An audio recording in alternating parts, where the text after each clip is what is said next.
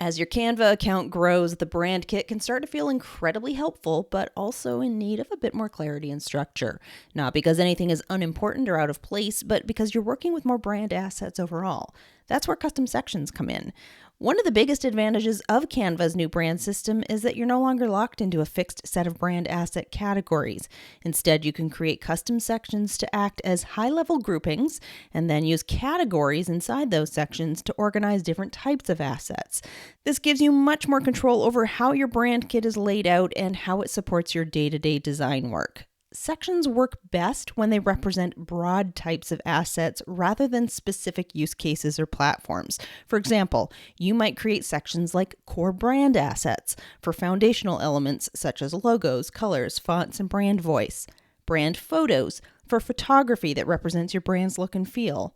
Brand graphics for reusable visual elements that support your overall visual style.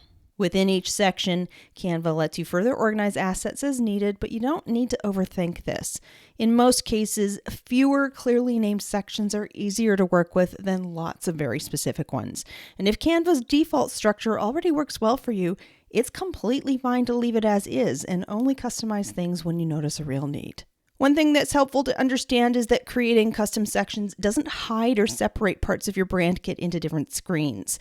Rather, everything still lives on the main brand kit landing page, and what changes is how that page is visually organized. Once you add sections, the brand kit is broken up with section headings, and the existing categories are grouped underneath those headings.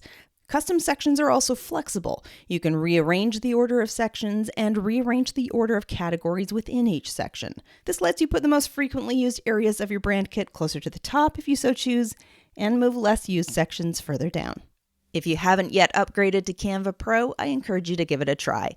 Learn more about how to get a free 30-day trial of Canva Pro at brendacadman.com/pro.